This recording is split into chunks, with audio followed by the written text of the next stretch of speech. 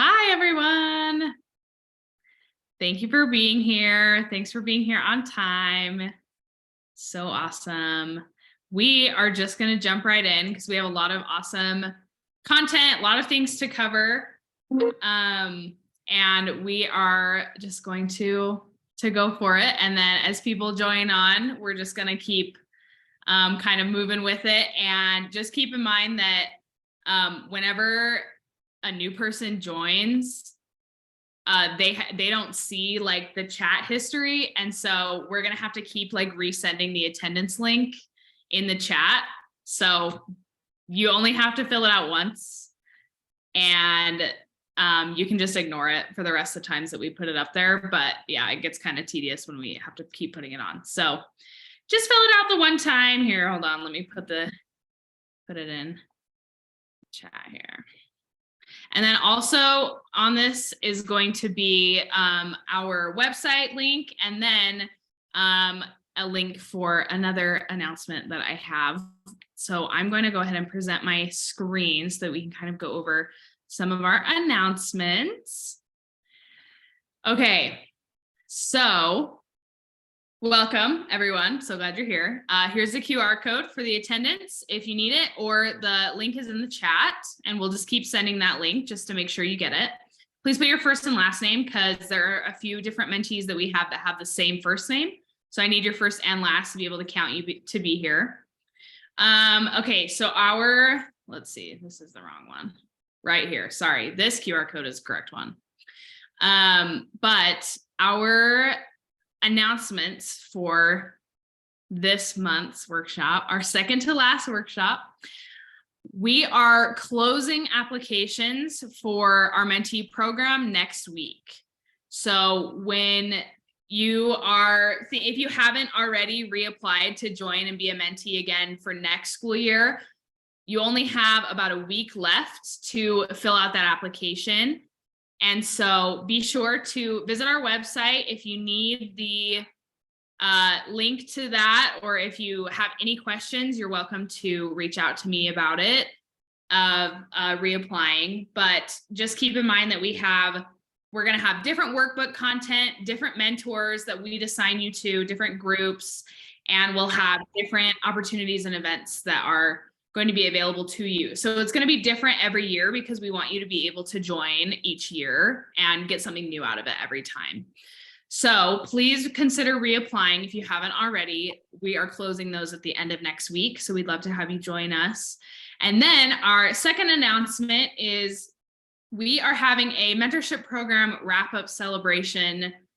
It's kind of like a workshop, but it's more of just a like look back party. We're going to look at through the year. We've got like slideshows. We're going to have a speaker from each age group. So we're going to have a junior mentee talk, and then a mentee, and then a college age mentor, and then a mentor. I will talk as if you haven't heard me talk enough already throughout the year, but we're going to have Erin and Kathy, the founders of Women Who Succeed, talk. It's going to be a lot of fun. And so it's going to be at the same time as if it was just any other workshop.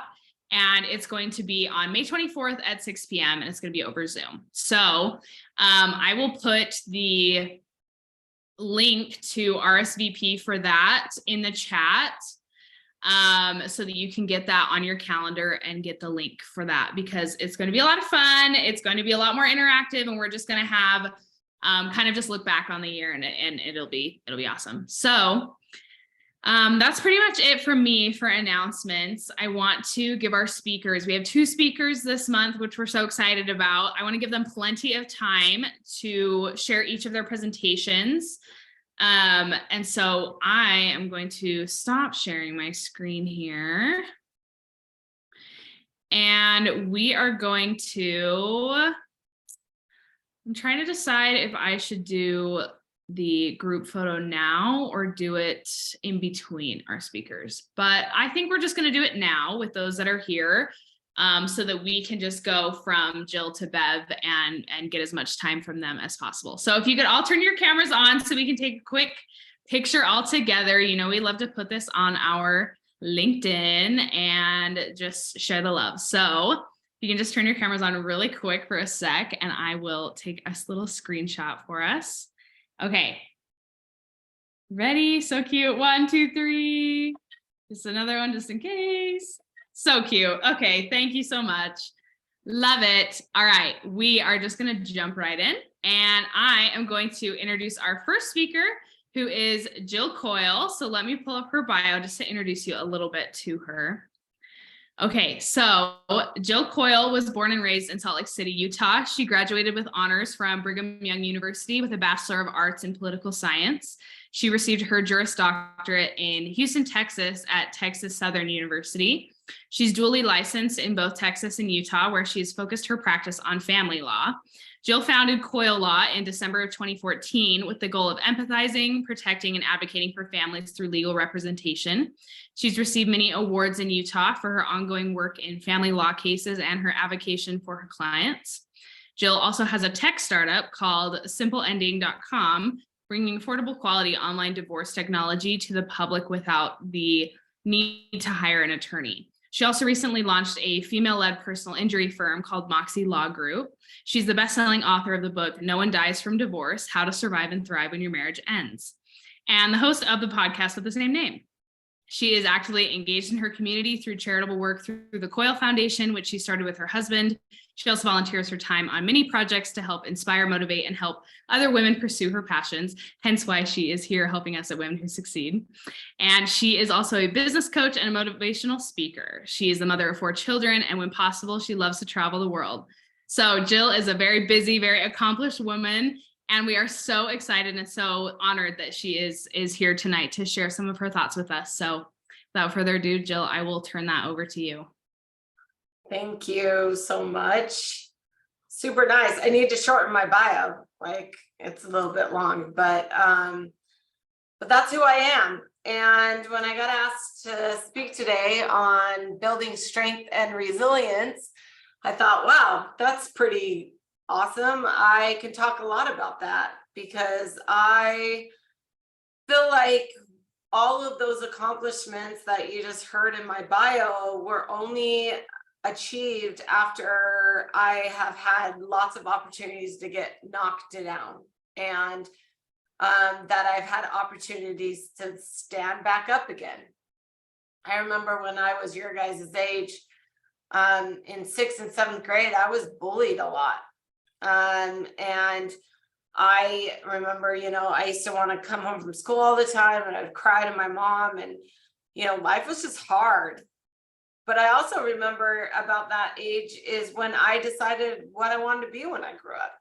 And I knew I wanted to be a lawyer when I was young. And, I look back at that, and it's kind of funny that I was going through some really tough times, very similar to you guys, but yeah, I was still able to, through the muck of it all, have something that I was passionate about, and then it became my purpose in life. And if I'm here to give you any advice, it's that the resilience and what you guys are going through today is just a stepping stone to get you to somewhere amazing. And one of the things that I've taken a lot of my experiences, and I remember when I turned 40 this last year. I know I'm super old, but I looked back, and I was going through some of my things that I've kept through, my life. And I found this goal sheet in one of my journals that I was writing in high school. And I went through each of those goals, and I remember I went and I showed my husband. I said, Ryan, look I've achieved all of the goals I set for myself in high school. And I remember thinking, like, wow, that's pretty amazing. But then I thought, well, now what? And I thought, okay, now time to set new goals. So when I look at my life and I look at the trajectory to where I've come, I recognize that a lot of people want to say, oh, life is about luck, and what happens to you is, oh, it just happenstance. And I just don't believe that. When it comes to opportunity, I believe that it is available to all of us, and it's something that we can create. I didn't just happenstance become a lawyer. It didn't just like fall in my lap. I can tell you stories and stories about how it was actually really, really hard.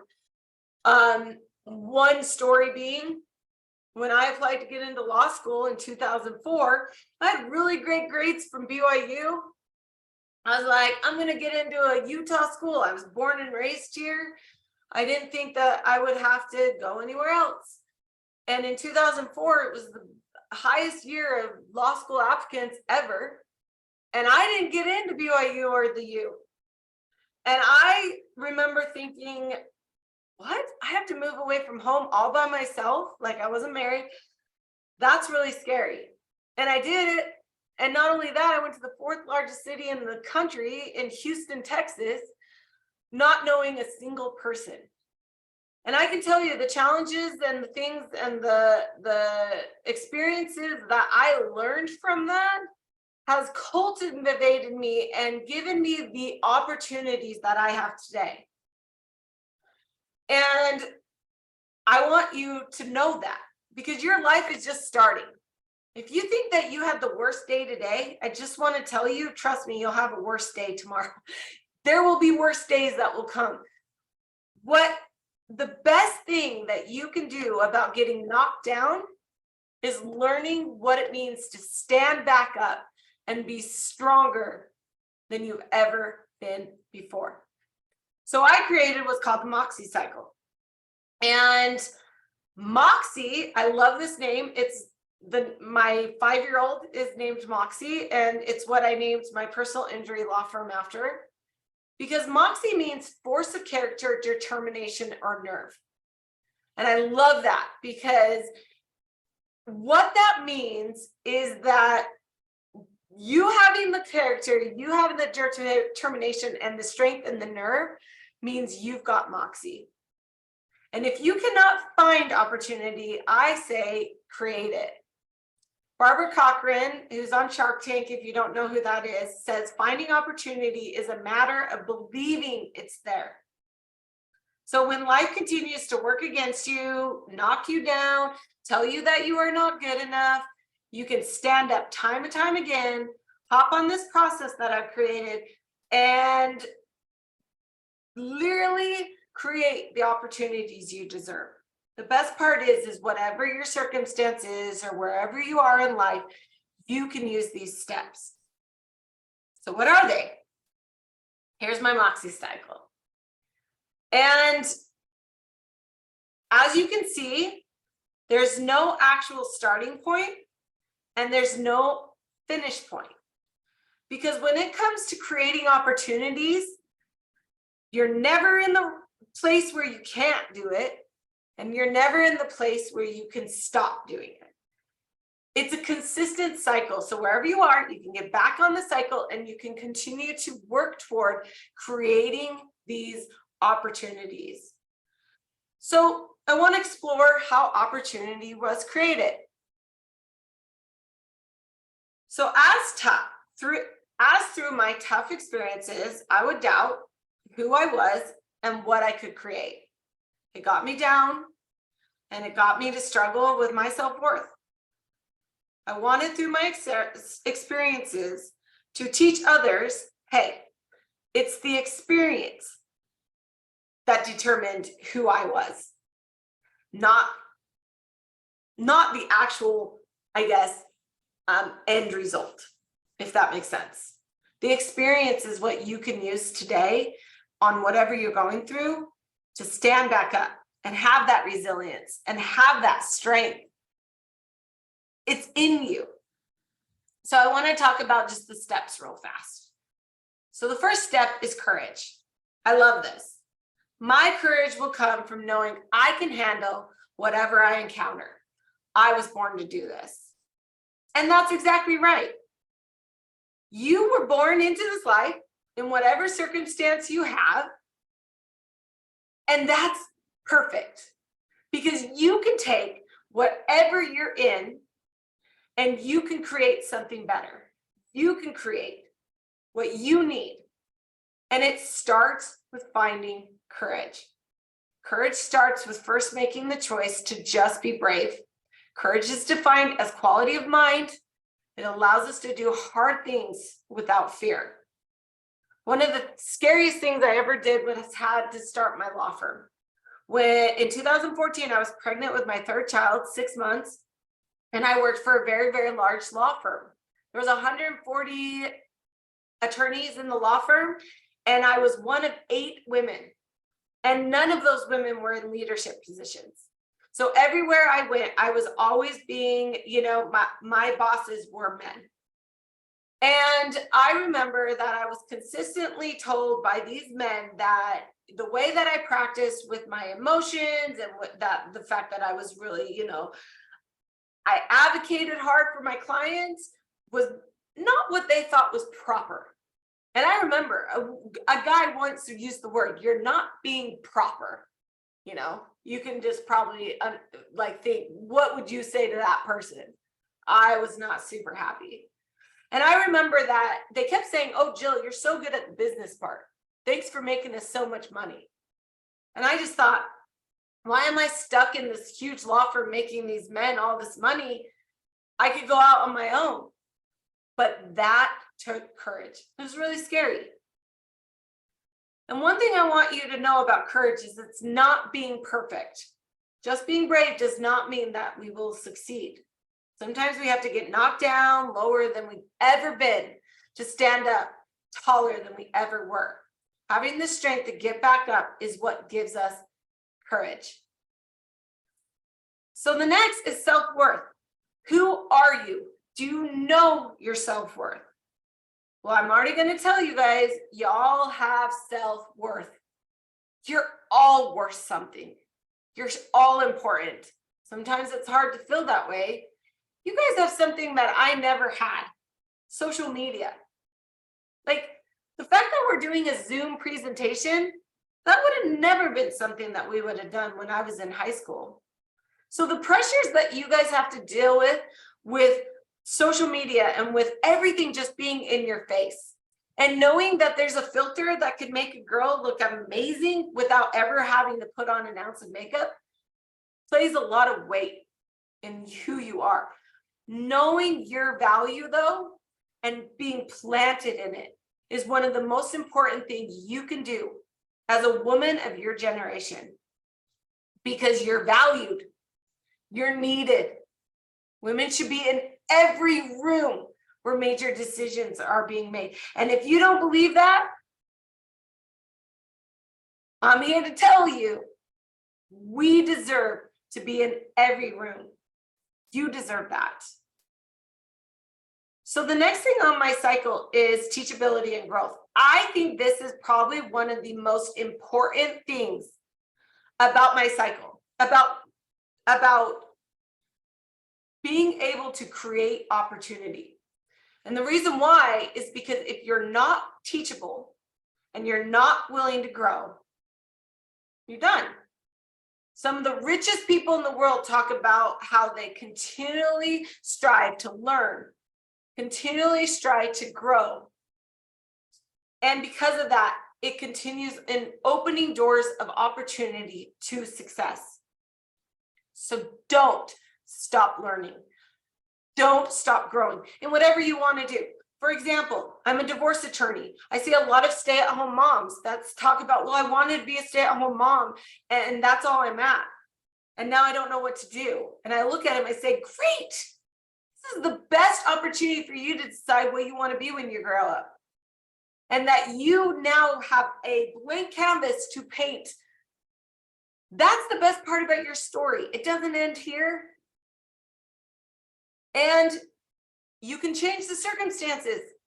So continually grow, continue to expand that mind. So important.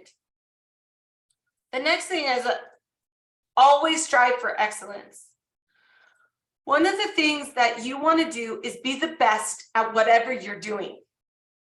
So if you work at Chick-fil-A, if you work at Target, if you're a server, a lifeguard, if you're an accountant, strive to be the best in that, in what you are.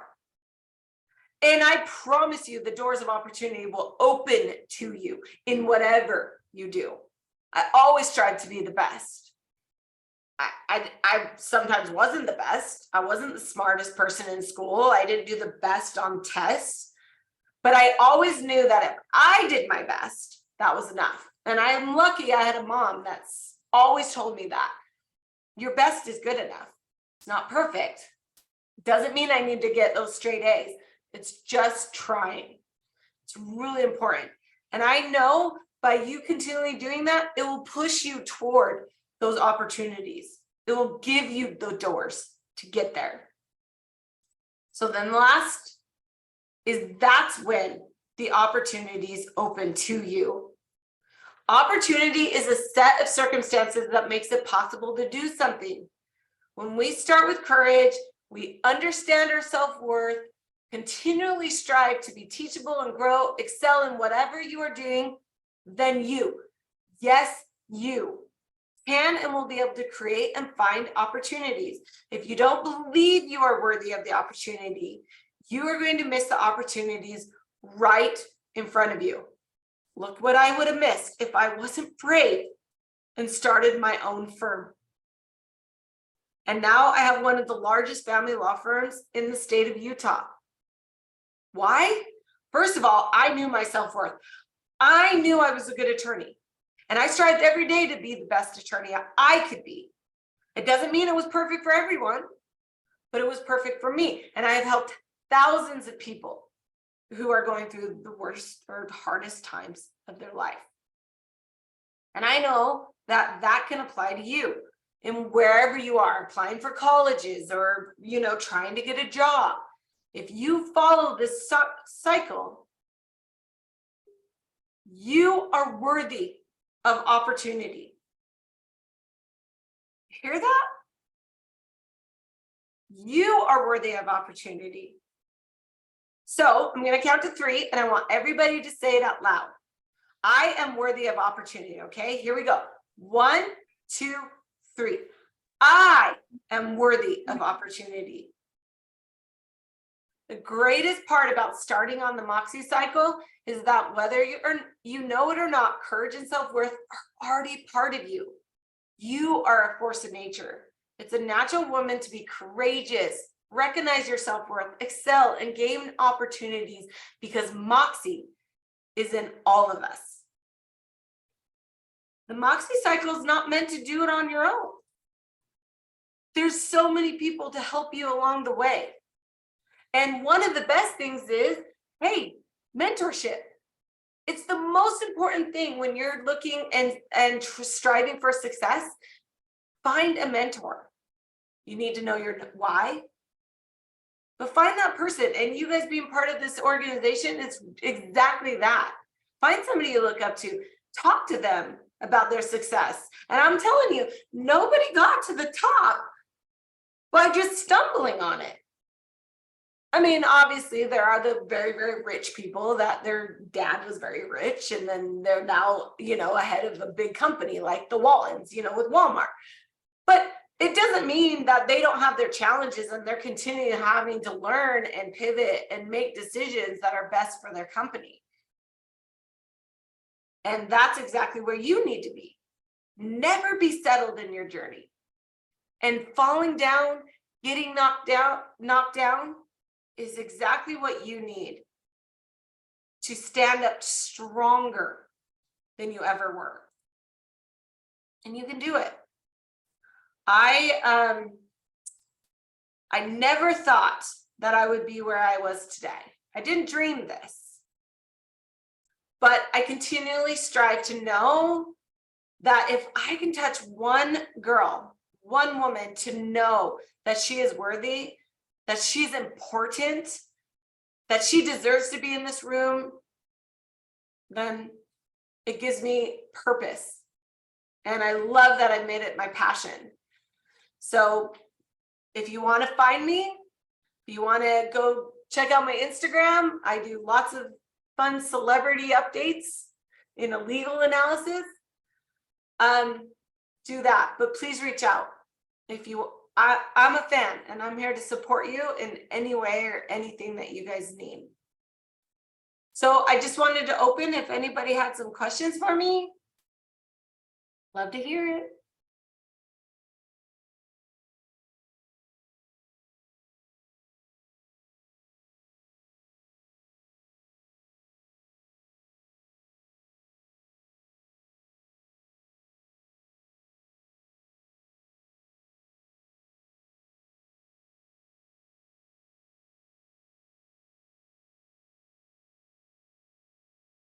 All right, any questions for Jill?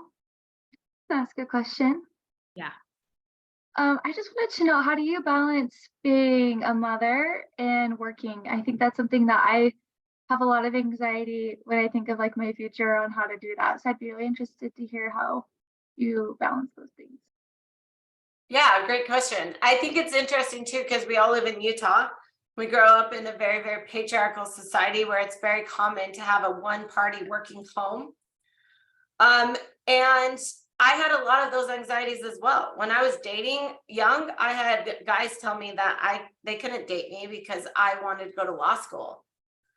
But I wanted to be a lawyer, and that's what so when I had kids, the first thing I needed was a man that was going to fully support me in who I was and my career, and was never going to belittle or think that his career needed to be put in front of his. And I mean, I scored the jackpot. My husband makes jokes about how he has to remind himself he's a doctor once in a while because of all the things I'm doing. I put him through medical school, and that was a really hard 11 years. But I am a better mom working. And guess what? I could be a mom to a lot of people. I know that's weird to say, but I have 25 employees that I get to care about. My 4 kids get to see a mom who is strong and who cares about people and who can fix problems and who can, see things in a different way. And guess what? I created my opportunity to ensure that I don't miss out on my kids. If I want to go to a soccer game, I make sure I'm there. If I want to, block out time to go to a school event, I do that. And I make sure that the last thing I do is I make sure when I clock out of work that I'm there for them. And they get 100% mom. It's tough. I feel like I have 2 full-time jobs, which is why I go on vacation a lot with my husband. And that kind of helps me get the detox and the me time that I need to just not have a job at all. Thanks for the question.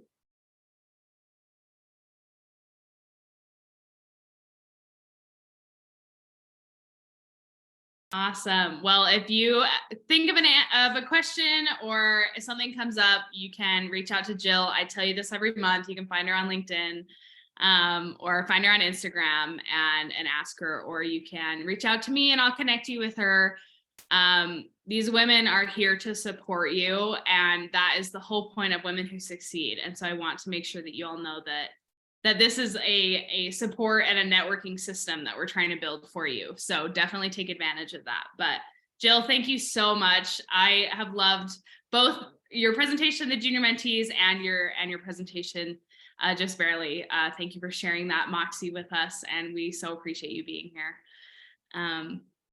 We are going to jump over to our second speaker, Bev. Bev Uipi is one of our members, Women Who Succeed members and mentors to a few of our college age girls. And so we are so excited to have her as well.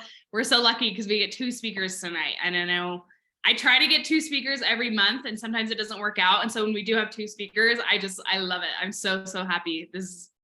I just feel like this is a great workshop. So I'm glad that you're all here. But I will introduce Bev and then we will turn it over to you. But Bev Uipi is serving her 3rd term as an elected city councilwoman in Mill Creek. Bev is the first Tongan American female to be elected to any Utah elected seat. She served as the deputy director for the Board of Pardons and Parole with the state of Utah for almost 4 years. Prior to working with the state, she was with Salt Lake County as a center manager at the Mill Creek Community Center, where she led the center to national accreditation in 2015. and community relations for Mayor Peter Caroon. She started her career with State Farm Management and later started her own agency with American Family Insurance. Bev is a dynamic leader of innovative strategies for people development, organizational change, community partnerships, and brings more than 20 years of experience in leadership in the public and private sectors of local government and regional management. She received her bachelor's in science degree in consumer economics and housing from the University of Georgia, where she played volleyball. She got a master's in public administration from the University of Utah. Her hobbies include travel, coaching, and playing volleyball, football, rugby, art, and volunteering. She has served as an advisor, commissioner, and board member to many organizations as a community leader in Utah. And she is a single mother to her 19-year-old son, Zane. So another amazing woman with lots and lots of different things going on all at once. So Bev, I will turn it over to you and let you take it away. Great. Thank you so much, Sydney. And just huge thanks to Jill, because Jill did such an amazing job. I love that she has like just even a formula for the success that she has that she can actually share with you. Sometimes visuals are so much better. I have one visual and we'll get there, but before we get there, tonight's topic that we were asked to discuss was on strength and resiliency. And we're just going to do a quick exercise to make sure that y'all aren't asleep and y'all aren't just doing a check the box I attended so I can put it on the spreadsheet that you all have to fill out afterwards. I'm going to call in a couple people and I am actually going to ask, so this exercise is really to maybe just get your mind thinking about how people are so different when they think of values. If I threw out the value word respect, every person here will come up with something that might be similar to others, but we all have a different definition and what it means to us. A lot of times the definition comes based on your experiences, your environment, just your family structure, if you're a single child or if you are one of 10. So I'm going to call on a few people here. But before I do that, I'm just going to kind of kick it off. Strength for me, and then just a little bit of background on my volleyball. So I started to play at the age of 13 on a team of 18-year-olds. At 15 years old, I was on the junior national training team training at the Olympic Training Center with 18-year-olds. So I've always felt like I have been on this uphill battle. I was also shorter than anyone probably in my position, probably nationwide. So I had a lot of things against me, I guess, that you would see by appearance I should look like or should have. So strength to me looks a lot like just withstanding, having the strength to push through some of these really, really big challenges and challenges that aren't what normal 13-year-olds go through. Resiliency for me, because I'm an athlete, was grit. If grit means anything to you, it's basically toughness. Grit means showing up 20 minutes before practice, knowing that you're tired, knowing you have class work to do. When I was 13, I also had other community obligations that I had to be part of. There were other meetings, there were other activities I had to do with other 13-year-olds in the neighborhood. And so there was a lot going on in my world. And so for me, resilience was how to just have the toughness to show up to the stuff that I love the most. And mentorship is one of the things that I love the most. With that, I'm going to call on a few of you, and I see a couple of names on here that I'm going to call upon to share what strength means to you and what resilience means to you. And I am going to start with Ava. Ava, can you jump on? You don't have to turn your camera on, but will you tell us what strength means to you and what resiliency means to you? I'm really only calling on Ava because she's like a neighbor. She lives around the corner from me. So if she's getting her thoughts together, Ava, just know I'm going to be coming back to you. Let's go to Tessa.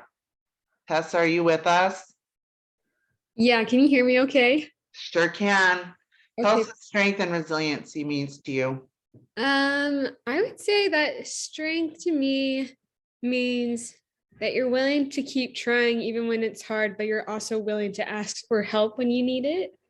And then I would say that resilience is probably, yeah, probably just along with strength, like that ability to keep moving on even when things are hard, just being able to stick with it, especially if it's like a goal that you're passionate about, like being able to put in that time and effort for that, even when you seem like you can't do it anymore. Thank you so much, Tessa. And I called on Tessa because she's actually one of my mentees, so I knew she was paying attention. Next, I'm going to call on Emily Van Wagner. Tell us what strength and resilience means to you. Yeah, so I think for me personally, strength is the ability to keep going yourself as well as lift others up. So being able to, I don't know, endure while also keep an eye out for others. And resilience, very similar to what other people said, being able to continuing on and learning from mistakes or challenges to strengthen yourself further. Great. Thank you so much, Emily, for sharing. Ava, are you back online with us? Okay, Ava is not. Let's see. Just because these names are so amazing. Is it Tamaraya? It's Tamara. So sorry. No, it's okay. Tell us what strength and resiliency. Well, first of all, tell us what your name means. My name is it means like date home. So my parents named me whatchamacallit. They tried to name me after the biblical term Tamar, but like some stuff happened to her in the Bible. So they're like, hey, let's figure something else out. So they were like Tamara, just because my mom loved the name so much. So great. Thank you. Tell us what strength and resilience means to you. So I feel like strength and resilience depend on like I think the context of what you're doing, because sometimes it takes strength and resilience to fight, but also sometimes it takes strength and resilience to do nothing. So it's like it comes in the matter of like, I guess it just depends what's going on, who is it going to affect, as well as like being able to make that choice and decision or listen to someone like give you that kind of option. So it's like it can go so many ways, but that's how I see it.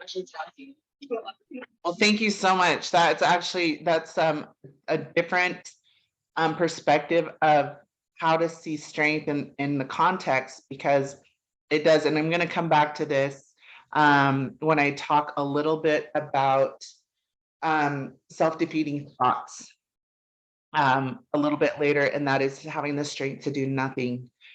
Because that is really hard for women who have their plate completely full.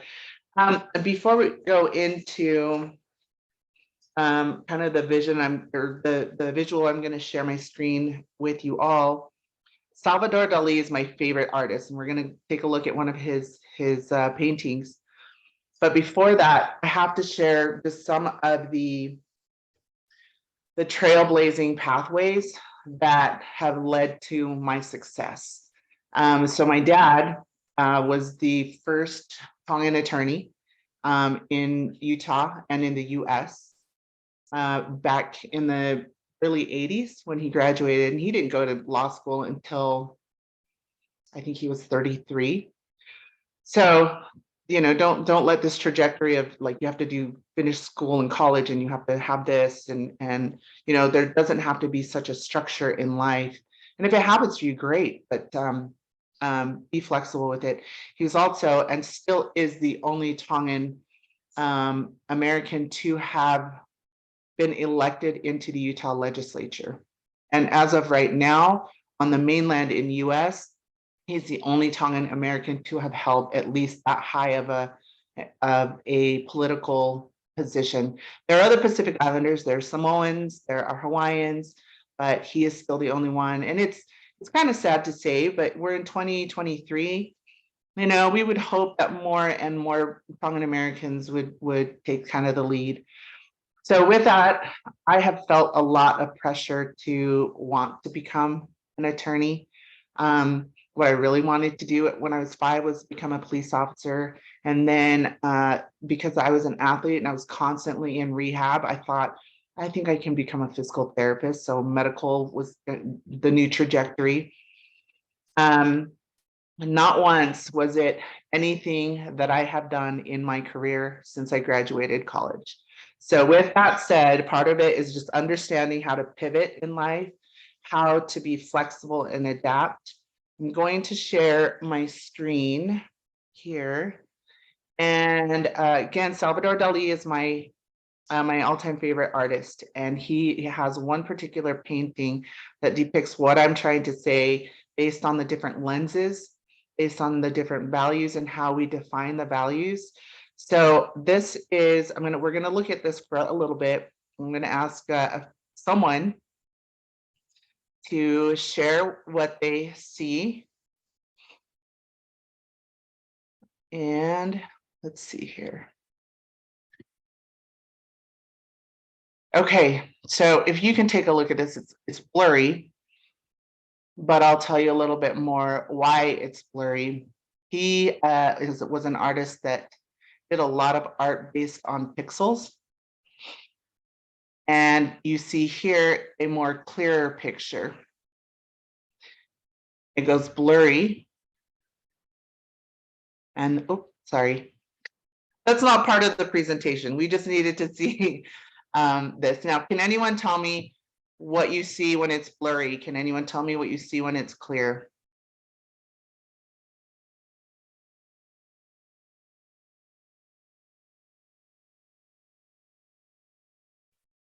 Anyone? Share what it looks like to me. Yeah, please. I felt like the blurry one kind of looked like Abraham Lincoln. Okay. Really blurry, like his eyes with like hair, the beard. And then the non-blurry one is like a woman looking out the window. So Exactly. that's what I see. That's exactly what you should see. So this particular painting, if you are standing right next to the painting, you see the backside of a woman. If you stand 30 meters away, you see Abraham Lincoln. You don't see the woman at all in the picture. Part of why I've always used this particular painting is because that's really how you navigate life. You also have to understand that people also do the same thing with you. When you feel like people are judging you, they are, but with a different lens. You know, the self-talk of oh darn, I wish, or I think this is how people perceive me, or this is, you know, what they think about me. It's not always through that lens that they even look at you. They might look at you as such a bright person. When inside you're thinking, oh, they're judging me. They just keep staring at me, or, you know, all this self-talk that you go through. And the reason why I bring up my dad and him trailblazing is it was not my pathway to become a politician at all. And I don't see my position as being a politician. I'm going to tell you a little bit about just kind of how I got here. So if you are paying attention to your Mentee workbooks, this is a particular section that's build yourself up. And one of the questions asks, how is it that you have compassion, or how is it that you show compassion for others? And how is it that you show compassion for yourself? I'm going to share a personal story, and it's nothing, just to give you the lens that when I was about your age, so about 13 years old, I had 3 friends who came from single parent households, so single moms, 3 different friends that had 3 different single home households. And we remained friends throughout high school. And there is part of I guess maybe my judgmental lens, like, if they don't have a mom and a dad, of course you can do anything because your dad isn't going to come in and tell you you can't go out or hang out with us and play football or play basketball or do anything like that. So fast forward, I don't know if you heard in the bio, but I'm a single mom. I have a 19-year-old son. I chose to raise him by myself for 18 years. And, I think part of just the empathy and compassion that I now understand through the lens that I may have judged my friends and the households they came from is now the life that I'm living. I'm not sure how many of you are on the path to becoming what you wanted to be when you were 5. Jill is awesome because there was a time that I thought I should become an attorney because my dad's an attorney. And there was a lot of pressure with that. But Jill withstood all the pressures and she became the attorney and I did not.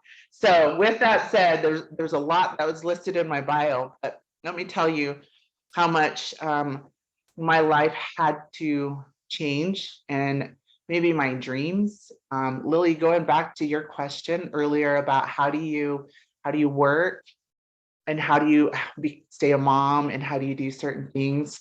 When I ran for election in 2016, I will tell you that I was more concerned that the people who voted for me would be more concerned that I didn't have a husband or I didn't have a partner, that they would really pick out my single momhood. Like, how can I take care of my kid, do my job, and take care of 12,000 people? It's very interesting, but I had a lot of support, and not one of them looked at the fact that I was a single mom running for office. So to answer your question, Lily, kind of coming back and circling on this empathy and compassion, I guarantee you when you get to that age of becoming a mother or whether you're adopting, whether you're you have them yourself, whatever that looks like, and you could be an auntie or a community mother to a bunch of children. That's what I do. You find a way to make room for the things in your life that you love. So I love my child. I had to be there. I had to be at every game. I love my community. I do what I can in the community. I can't be at everything. I love my job. There are people I have to take care of, people who rely on me to do certain things. And you find ways to do it. The hard part is navigating yourself into the equation. So when I talk about the strength, empathy and comparison or compassion, I'm wanting you to consider the things that you've done for other people, and then consider the things that you are being kind to yourself about. So, for example, one of my biggest bad self-talks is, you're such a bad mom. It's really hard not to judge yourself as a mom sometimes, especially when your kid's defiant and he's growing and he's, not doing the things that we expect. But here's how I know I wasn't a bad mom. One, because I gave it my all. 100% of everything I gave was the best that I could do. Other moms probably could have done it better, but I did the best I could. Number 2 is hearing from other people or friends, parents, what a nice kid my kid is. So I couldn't be that bad of a mom. So again, that's just a small example. But just to touch on your question on how do you balance this and the anxiety you have, we have anxiety constantly. In fact, one of the other things, just so you guys know, talking about filling plates. So I'm the rugby commissioner for girls, middle school and high school for the whole state of Utah. I put the schedule together. I deal with the coaches. I deal with the parents. I'm also on the Intermountain Volleyball Association board for Utah and Idaho. So I am part of creating opportunities also for girls, for young girls. All of these things are things that I love and things that I find ways to take care of. Another example, I'm just going to share empathy, how I've done it for others and how I wanted to teach my son. I never did Easter egg hunts with my son. I just never did. And I thought I wanted him to find a different way of service. So we went every Easter morning and we would buy $40, $50 worth of dollar burgers. And then we would take it to the Pioneer Park, or just drive around looking for panhandlers on the side of the road, because I felt it was more important that my son find a way to maybe Easter egg hunt in service to others, and to realize that his circumstance could be worse, but to also know that that is all it is for some people's just circumstance. It's not who the people are. And he had a blast. He knew every Easter we'd have to go buy burgers and take him. So how we did it for others. Again, for me, it's allowing, I have to tell you this, it's allowing your emotions to flow. It's very difficult right now with social media to embrace how you're feeling when you're comparing yourself to others on social media, whether they be celebrities or whether they be other friends. I have to tell you, you guys all know what FOMO means, right? FOMO, everybody knows what FOMO, the fear of missing out, the fear of missing the post, the fear of posting a story. There was a time that my son, I don't know if this is still happening, but you had to post just a random picture on Snap once a day. You can't miss a day or else. The streaks, they're called streaks, just how long your streaks go. So if he missed it, it was just debilitating to him. I don't know what that means to you now. We're trying to learn as parents how to navigate, how to communicate better with young minds. But I will tell you this, how to change the trajectory of that is something you can change now and practice as you grow. And that's with JOMO. Anyone know what JOMO is? Nods of head. No? JOMO? The joy of missing out. The joy of not having to feel like you have to keep up with social media. The joy of not having to feel this perfectionism. The joy of feeling like you might be missed when you actually might not be missed. Do you have to be there, or do you desire to be there? Do you force yourself to embrace a life that is not yours? Because the more you focus on everyone else, the less time you have to focus on yourself and on your growth. I know we are cutting down on time, so I just wanted to make sure I'm also speaking to our junior mentees. One of the things that's important to know is that the verbiage you use now is extremely important when it comes to you understanding and accepting yourself for who you are. As Jill mentioned, you are so enough. I showed it earlier, but I've got a bracelet at the age of 47. I have a bracelet because I need to be reminded that I am enough, and it says you are enough. Whatever verbiage you are using right now, in silence or in public with friends, please know that it helps build who you are. I hope you're choosing words like you deserve a good life, that you are enough, that you don't have to do things you shouldn't, like you should not have to feel this pressure to be the things that you see on social media or in your surroundings, and surround yourself with good people, starting with Jill and I. I've got a couple of good folks that I'm mentoring right now, and I see just the resilience that they've had in the time that they've been with Women Who Succeed. So with that, I just want to thank you all for taking the time to be here and engaging. For those of you who answered questions earlier, good to see a couple of familiar faces on here. Does anyone have any questions? Actually, I do. I have a question. Sorry, it's a lot louder here. But Okay. I wanted to know if you're willing to share a motivation statement, or, well, you said the bracelet to reminded be enough. Obviously, yes, that's beautiful. But I was wondering, like, a motivation statement of, oh my goodness, it's really loud right here. That's okay.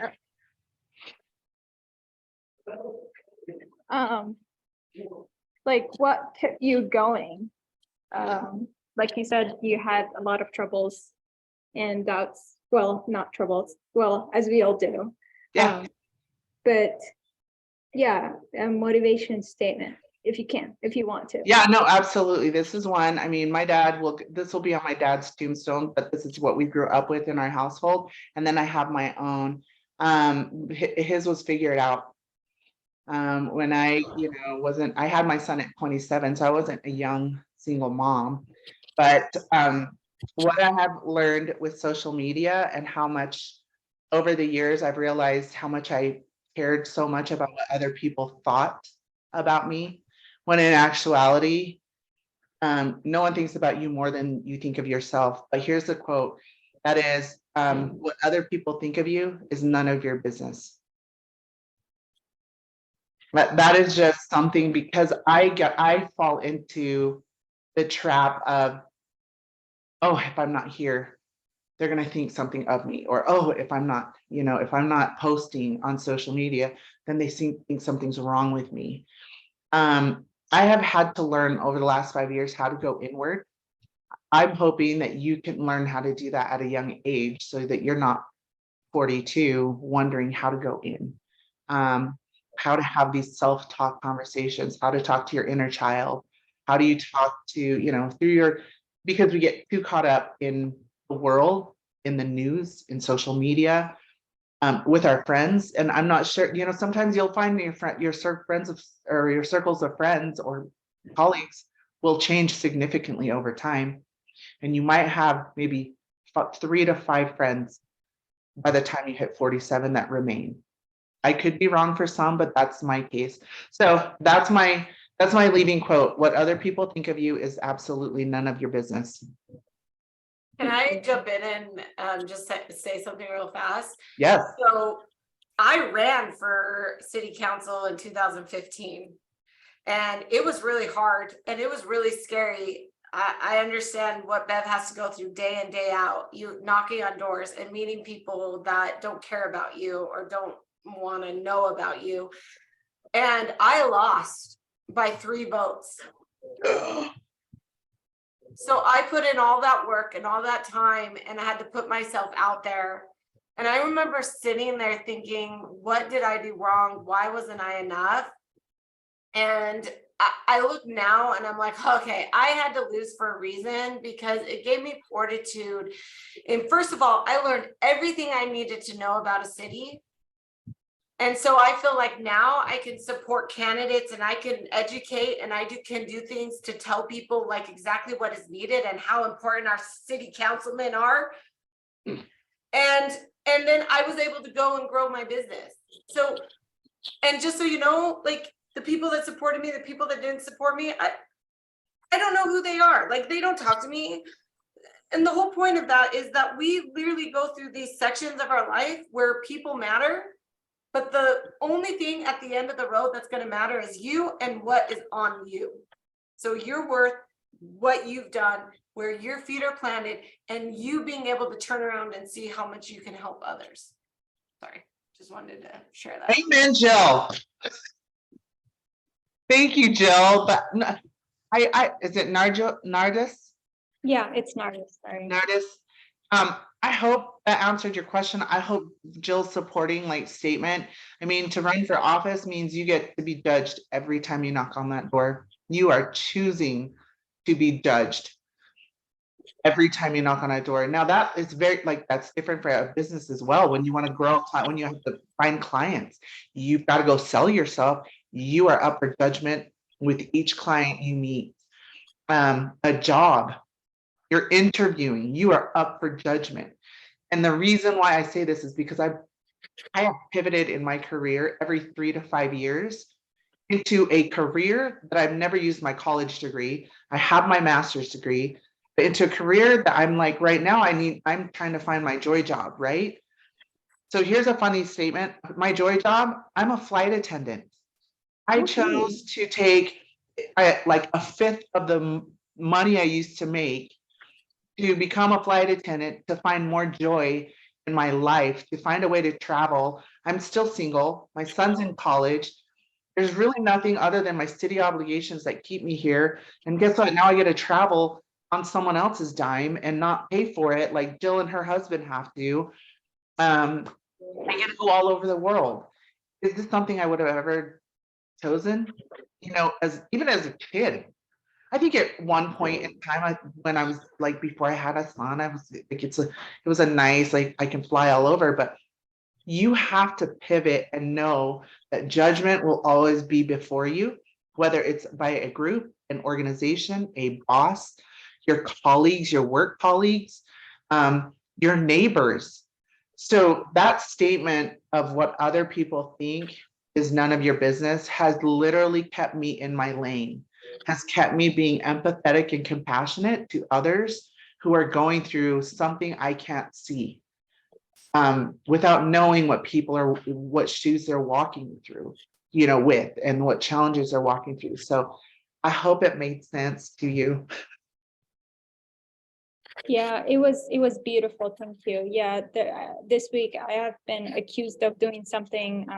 I was told that I look scary, or people think that I'm loud or rude. So that's just based on a judgment, because I literally told them, and I was like the person that told me about the reports, I was like, I'm the nicest person, as I like from the interactions, like from examining myself and the way I talk to others, I thought I was being nicer, but it's judgment, and I don't think I can do anything about it. I wish if I can change those reports to something that is true, that's real, that's who I am, that's what I can see. But it's just that's what they see, and there's nothing I can do about it. And I think I'm glad you mentioned that, because I really needed that today. Oh, thank you. And you know, when you look different and when you do things different from what everyone else does, that doesn't mean you have to change to fit in, right? You have to stay authentic to yourself. My hair is probably the biggest hair in a room. It doesn't look like it, but it's pretty big. I don't change it. I don't straighten it so I can look like everyone else in the room who straightens their hair. So just stand in your authenticity. Just remember that. If you are the nicest person, then you are the only one that needs to know that. If you are loud, if you're scary, you should have said boo. Like, you know, I mean, sometimes you just got to come back at, you know, some of the judgment with a statement that informs them they are not changing yourself. So stay strong, artists. You're doing just fine. You're down a really good path. You're with a really good group. Others here have heard your story, and thank you for being vulnerable enough to share.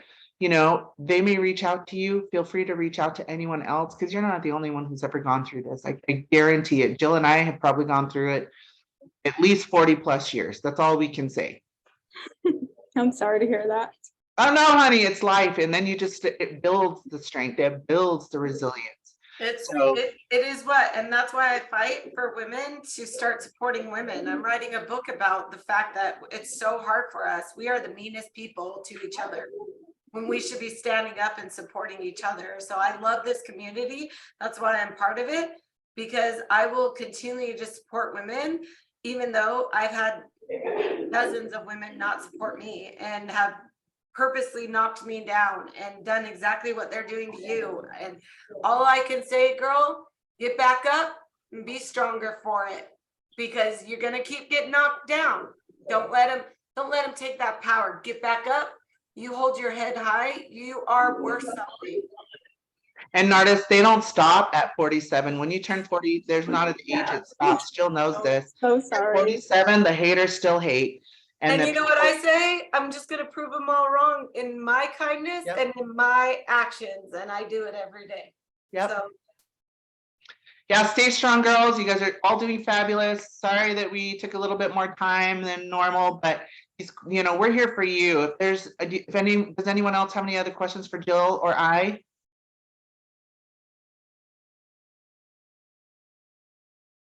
Well, we just want to thank you both all for just spending as much time as you have with me. Jill, so awesome to connect with you on here and share this space with you. You're so great and amazing. Thank you. Thank you both so much. Thank you, ladies, for joining us and for just, sharing your thoughts and being vulnerable. We really appreciate the time that you've spent with us. So everyone have a great night. I'll send out the recording link for this soon, but thank you again. And we'll see you next month for our workshop. All right, take care. Thank you. Bye.